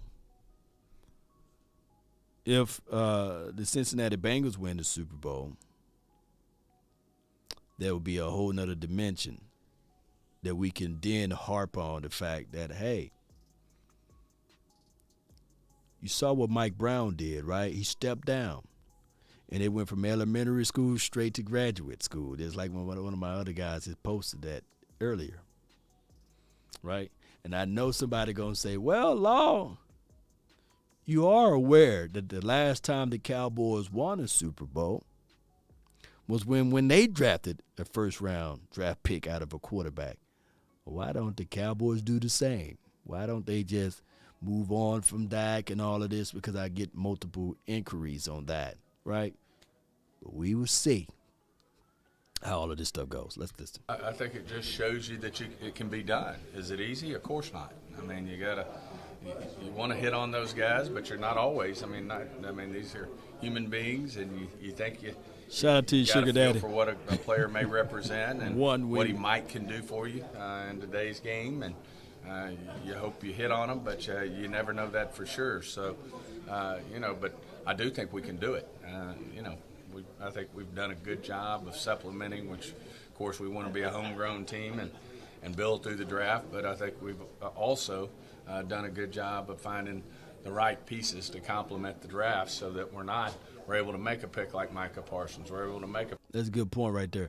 William Anthony says, Lord, you don't have, I guess, to be big spenders in the free agent, just to be active in the free agency. I agree.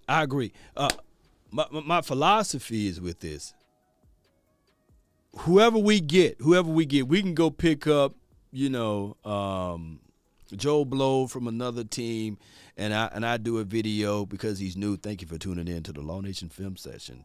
As we take a deeper look at, even if you look at my Ito Smith film, that video, a lot of views, a lot of people was looking at it like, yeah, Ito will help this team out. Regardless, the Cowboys, it's just going to happen. It's natural. Whoever we get in the free agent, it's always going to be pumped up as this guy's pretty good, right? And I agree. You don't have to be big spenders in this free agent. I'm not saying that. But what I'm saying is that maybe if you concentrate on one solid guy juxtaposed to a guy that injured a lot, middle of the road guy, and you can probably do better. Like a good point of example is, we like Brent Urban, right? He did good job for us, but he came from a slew of injuries. Like it was like just like we knew that Tyron Smith was going to get injured. Somebody knew that Brent Urban was going to get injured.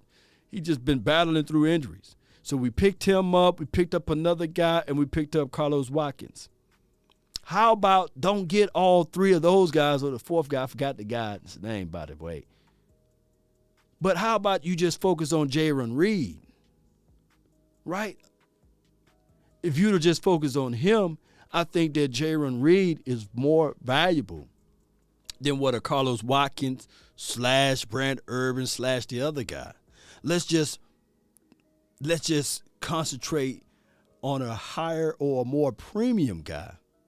It's kind of like, and I'm just using these as examples, by the way,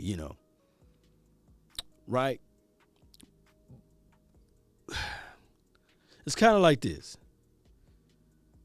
When you go get gas in your car, and if you're driving a certain car that says premium gas only, it's not like you can't put the cheap gas in it, right?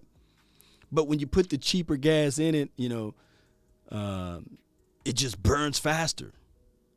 It's not going to give you the good feeling or the vibe or the, how can I say this? I'm trying to use it where I'm not talking to bougie or what have you. It's sometimes you got to go and put the things in your vehicle that would allow it to stretch, right? You know, that's the best way I can put it, is the Cowboys been putting the cheap oil in the engine, got this beautiful luxury car, and they putting the cheap gas in it. And you pay, look, Sam said it, Sam, you said it right. You get what you pay for. Bam. You know, that's what I try to say, you know.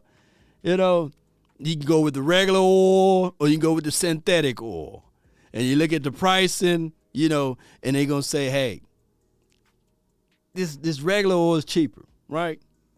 And in my vehicle, I get one oil change a year. It's $350 for an oil change because they do the full inspection. But it's once a year.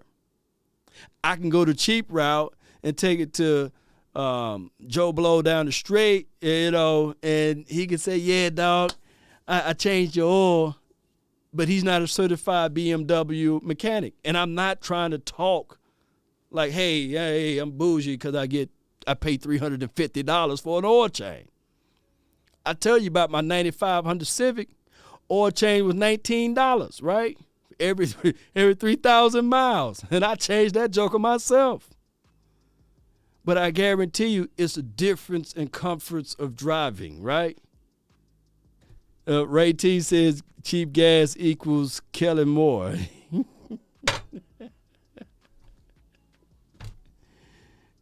Yeah. That synthetic lasts, baby. Yeah, you're right. So that is the best way that I can give you guys and from an analogy aspect of it. The good thing about cars, regardless of what make and model it is, it can still take you from A to Z. You can go, look, my first car can literally probably still drive. And it can take me from here, from Dallas, Texas, get on 20, and I can make it all the way to Atlanta, right? Or beyond. But the comfort of driving and the nervousness of driving, you know, with that. I wouldn't feel nervous if I'm driving a car with less miles, good tires, right? Without the engine light on. News flash, Cowboy Nation. Don't y'all know how hard this would hit home? Ezekiel Elliott with that PCL tear was the engine light that was on. Ooh! And the Cowboys say, it's just a little nick. We just keep driving with the engine light on.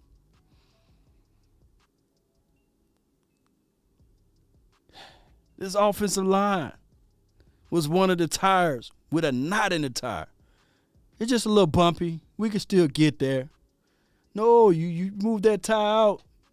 Go ahead and get the right proper tire on there, you know.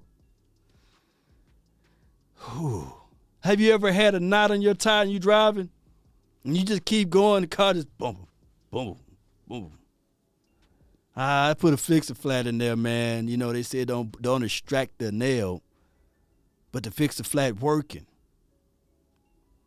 It's just a little bump in there, man. It still go. After a while, you got tension headaches. We still winning games. The engine light is on. The knot is in the tire. The transmission slipping.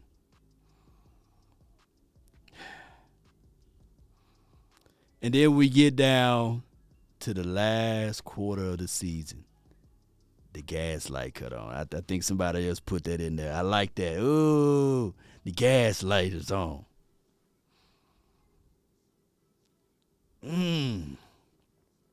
Or the oil lamp came on. Ooh.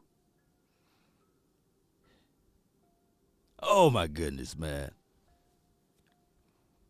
I never will forget my cousin. He was driving the car, and the thermostat went out. Something simple. Bad thermostat. And the radiator gauge, the car overheated. And you can see the doggone meter just going up. And he's just driving. And I told him, man, with that aluminum head gasket, that engine warped. You can't drive a car while it's hot and it's throttling like that. Man, you done damaged the engine now, bro. It's no good. I said, what you mean, man? I can still roll. See, you can't see it, but I know it based upon experience. Hairline fracture or a hairline crack in that cylinder, it's over with. Car always ain't gonna ride right. Oh man, I'm good, man. They got this stuff I could pull off in there. I don't care what you pull off in there, man. That stuff making money off of people like you.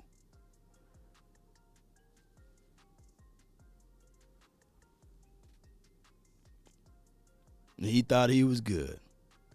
And the worst thing happened to him was one thing, the craziest thing about cars, and a lot of people never understand it. You take good care of the car take good care of you. And it seems as if though, when you do cheaply things and you don't take good care of it, it's called preventive maintenance. It's called changing out the stuff when it hits certain mileages or what have you. That it seems as if though, when it's time to break down, it always happens pretty much like a day like this. Blizzard coming, right? Storm. Cuz called me up and said, hey, Law, man, come get me, man. What happened?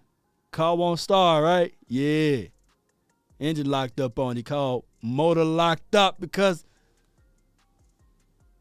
you drove that car while it was hot, man. He said, every time I turn it on, man, that thing goes up quickly. So I'm gonna tell you a little survival trick. It's gonna hurt you if you can't get the car to cut on and get the engine going. He said he finally got it on, but he said the temperature just keep going up. I said, man, turn your heater all the way on blast.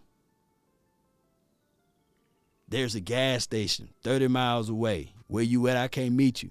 But you should be able to make it to that gas station. He had to turn his heater on blast. It's pouring down rain and it's hot outside. He made it to the gas station, had to come scoop him up. There's also survival skills. You got that hot air got to go somewhere. Cowboys ran their whole season. Thermostat temperature gauge is all off. Boy, I can talk to y'all all day about this, baby. Woo! Because it makes perfect sense. No preventive maintenance. No checks and balances. No taking it to the guy and getting a legitimate quote of saying that these things is going to hurt you, but it's going to help you. That transmission get to slipping, get the Harlem shaking with your car, with the distributors all bad, you good. But let you get up on one of those lights that's on a hill. It's a red light. And you got to stop. And you got to all of a sudden, boy, you got to get it back in gear to get up out of that hill. That car going to go sliding. You better hope you got good brakes, baby. Where you at, man? Oh, you on that hill by I-55. Yeah. Your car couldn't pull the hill, right? Transmission slipped on you. Yeah, I get you.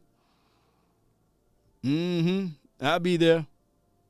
Told you, man, you got to get that maintenance done. Pick like CeeDee Lamb, where you're not just driven by need.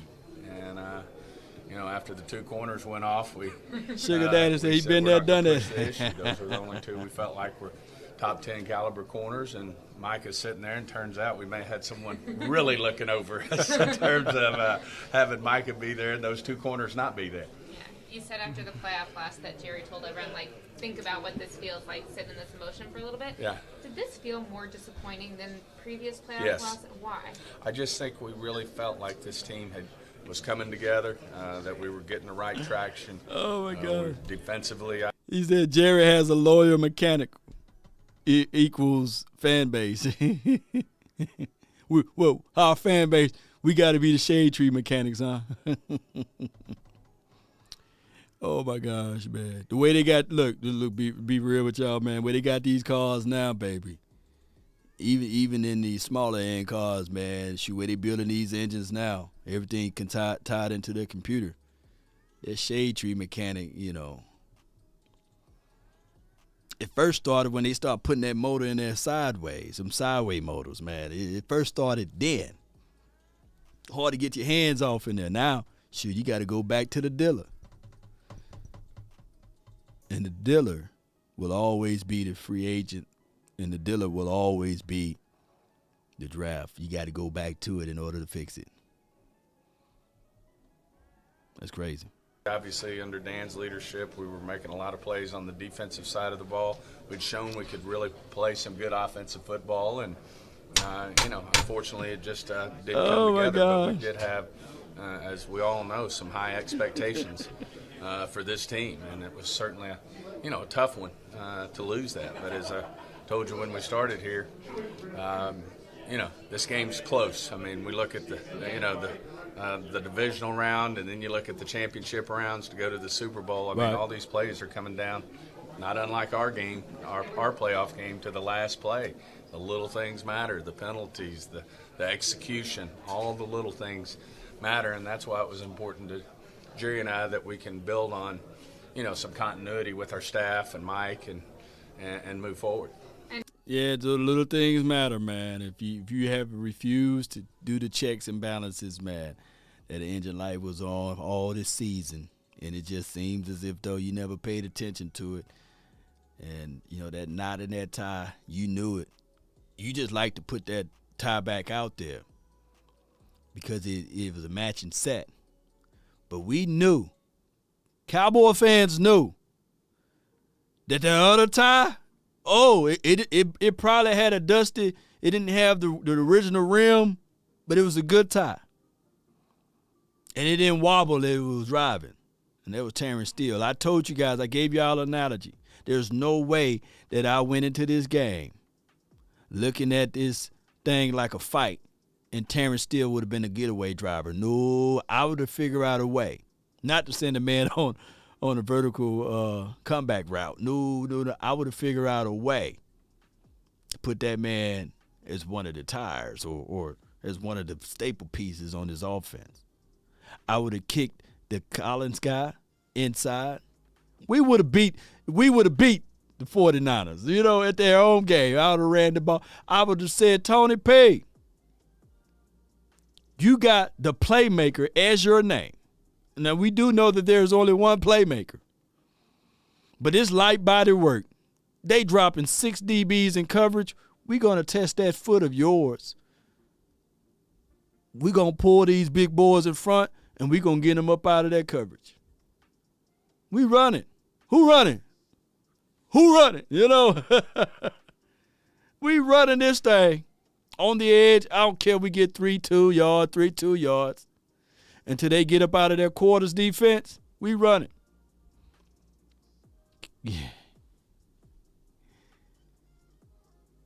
Because I'm playing the stats myself. I'm using analytics. Because it shows that we are 29-0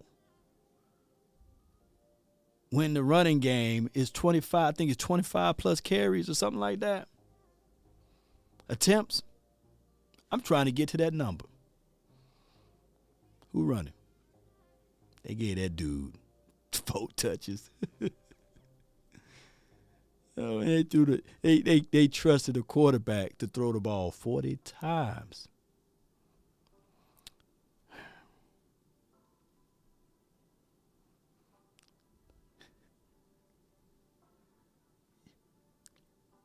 I ain't gonna use the car analogy again.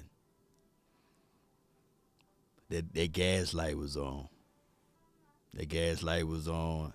The engine oil light was on. The engine light and the oil light was on. And they was like, let's floor it. Let's push that gas. Them was going 90 miles or nothing. That gas went out so quick. Then in the fourth quarter, you got to climb that hill. Car was just Harlem shaking.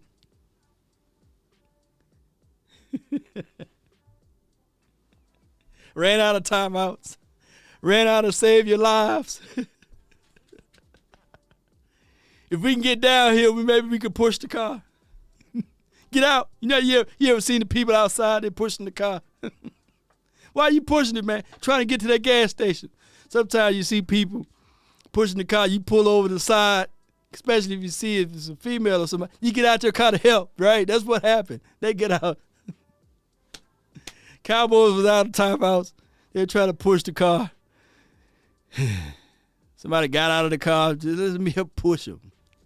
No timeout. We can't stop the time.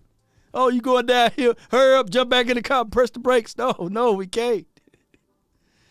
Oh, my gosh, man. Oh, my gosh. Right, y'all going to see somebody in the next few days on the side of the road pushing the car, and y'all going to think about what I just said. Y'all might have the heart to get out to help them push it to the side, right?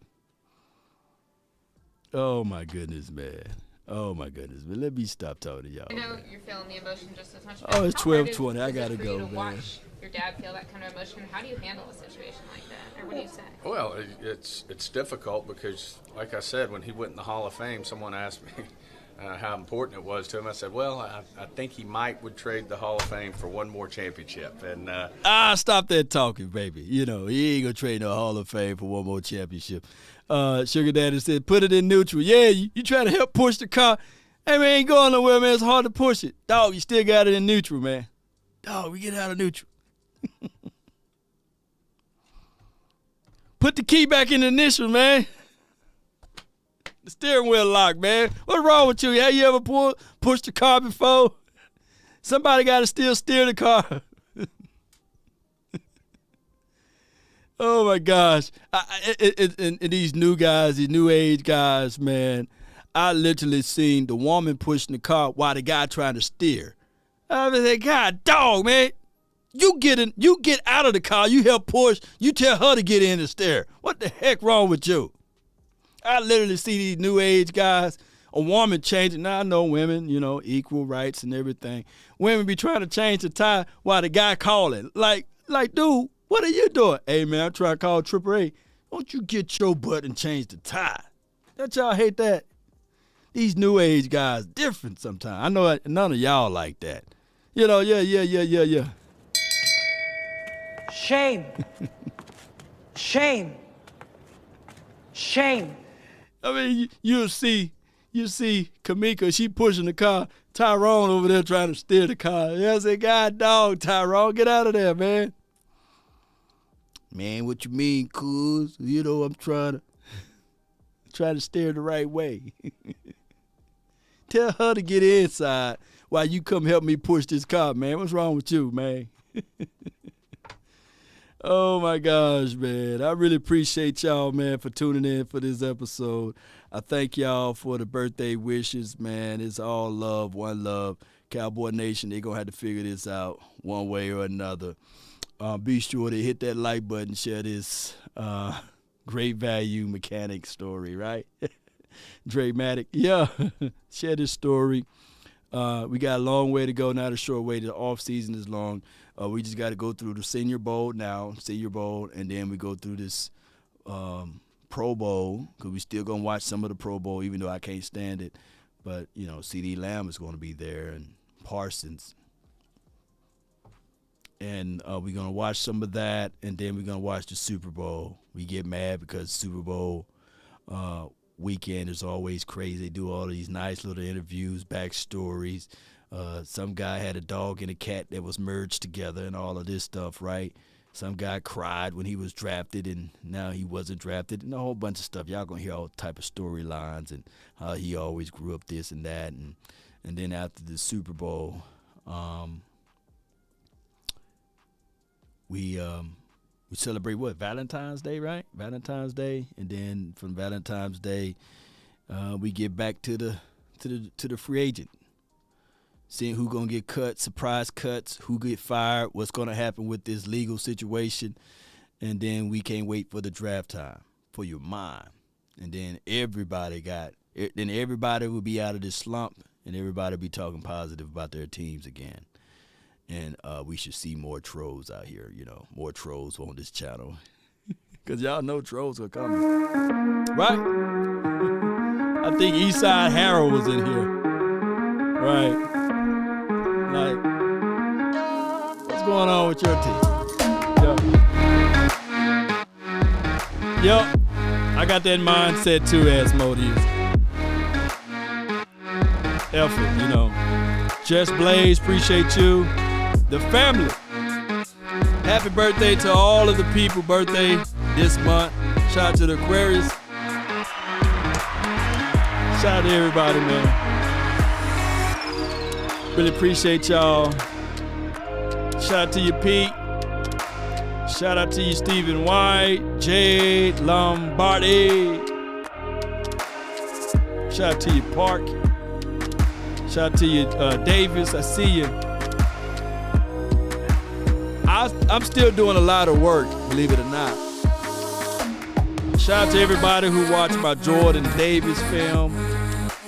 Shout out to everybody, man, that supported this thing one way or another. Gina, I'm going to eat me a big steak. Oh, hell. It's not going to be a tomahawk. Not going to be a tomahawk because I'm not going to go all the way downtown. They got this beautiful, beautiful restaurant called Del Frisco's. Oh my gosh, it's pretty good, but I ain't gonna go today. The weather gonna be crazy. Let's go, Cowboy Nation. Be sure to check out Cowboys Experience. Cowboys Experience. Level up. I think we got 50% off.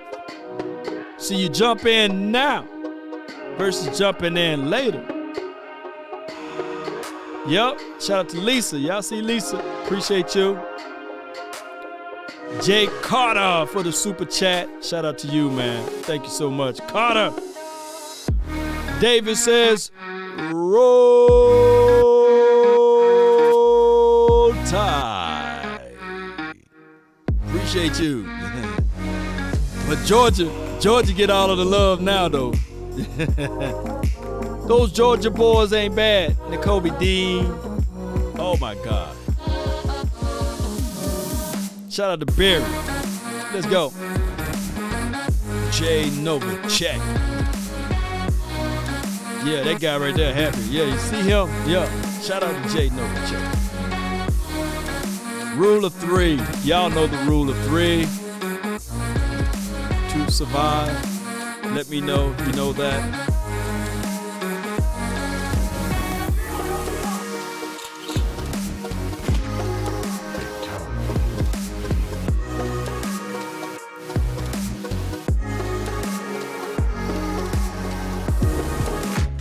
No doubt, man. Yeah, Georgia did their thing. Yep.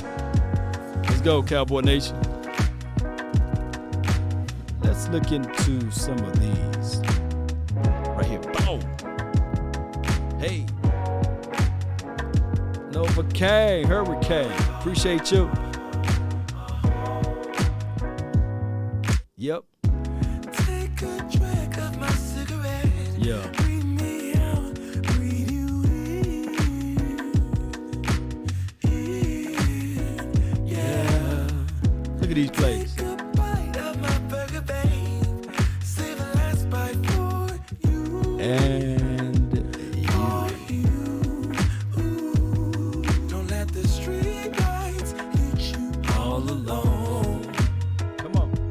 You know it's dangerous to go alone. Don't let the street lights Always like to say, if the street light hit you and you cry, He needs some milk. come on. I'll follow wherever you go, Wherever you go. whatever you do. Jerry. You do. I want me some Oreo. No way. I got you, Davis. 5 years of a perfect love. Film session request. He want Mathis. Okay. From Bama. I got you, man. Let's go. Shout out to Bob Lilly. Seven wonders all in Look at that run play right here, baby. all in one. 21 one, slam. Don't let the street lights hit you all alone. Are you not entertained? You know it's dangerous to go alone. Don't let the street lights hit you. Come on. Play it Play the tunes, baby. I'll follow wherever you go. I tell you one news we want to hear. We want to hear this one. Come on. If a paper crane can fly, then forever doesn't feel that far. So far, so far. If a paper crane can fly, Dwayne, then forever Thomas. doesn't feel that far. Shout out to you, Ray T. So far, so far. If a paper crane can fly, fly on, fly on, fly on, fly on, fly on. And remember, you're listening to nothing but the best. We up out. Salute.